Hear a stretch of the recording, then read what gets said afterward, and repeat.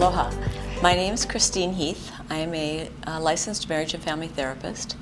I practice in Hawaii. I live on the Big Island, and I work with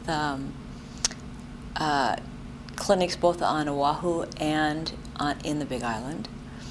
I have been running an agency, this agency, since 1985 when I moved to Hawaii.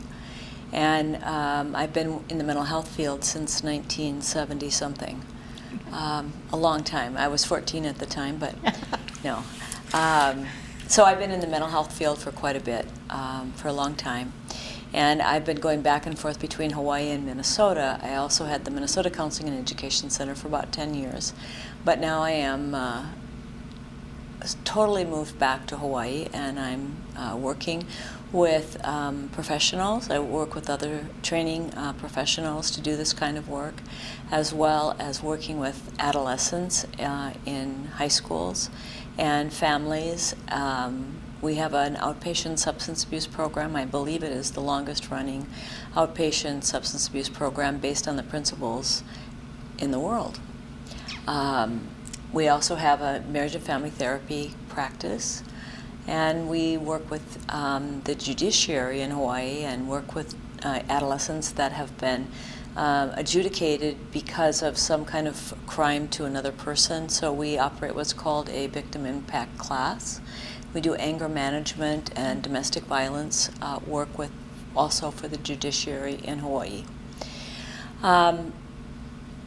I've been working from the principles since 1980, December of 1980 it was, and I was a very traditional therapist before that, and went to a training on the three principles, although we didn't even call it the three principles at the time. It was just this new psychology.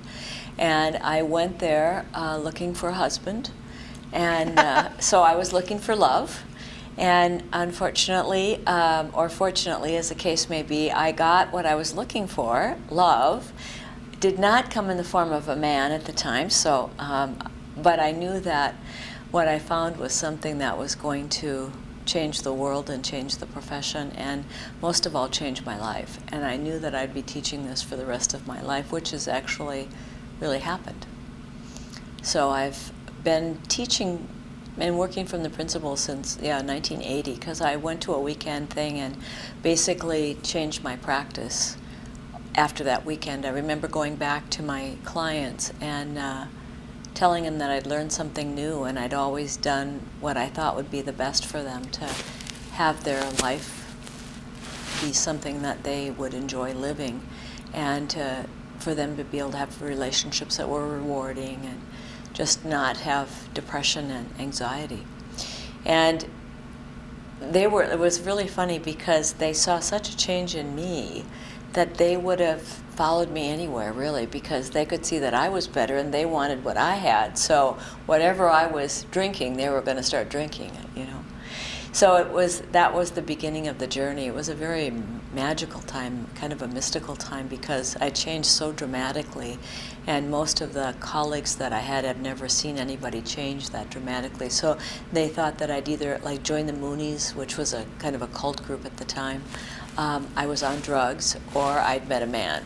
And those are the three options that you would have to have that kind of a change in a human being. So I started working, and I knew that I couldn't go back because I didn't really know what I was doing. But it was interesting because every day of that, for the next month basically, there was something that would happen that it was like, oh, got to change that, or I've got to do this differently. It was really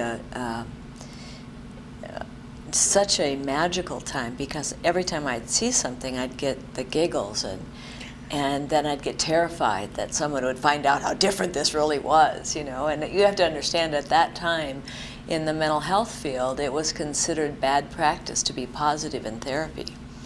And in fact, I got kicked out of a supervision group because they asked me what I was doing, and I said, well, it's positive. And they said, well, you have to get out of this supervision group.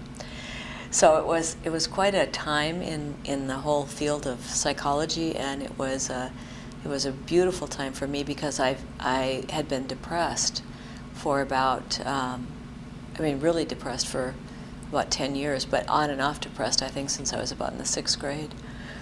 So I was not happy, and I was very burned out. I had eczema on my skin.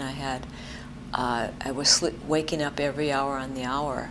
And I went to the weekend, and I suddenly changed. I mean, all of that went away over the weekend. It never came back.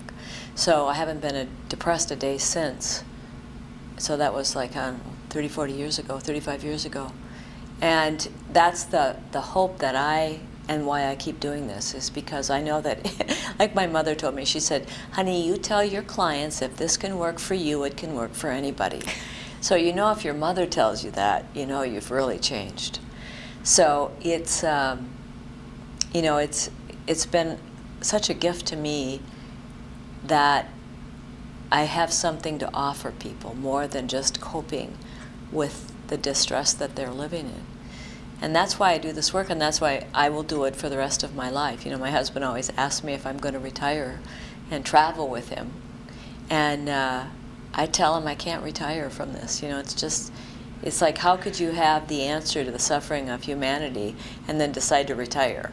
To me, it's like, it's unfathomable. It doesn't make sense to me. So I'll probably be doing this when I'm 80. Judy and I will be working together. Mm-hmm. Hey, are you ready to do your talk today? We'll be in the nursing home probably, still helping people in the nursing home deal with being in the nursing home. But that's the fun of it. I mean, it's like the other part of it is there's so much fun and there's so much reward. I mean, like, you know, it's like people get in tears because their life has been restored.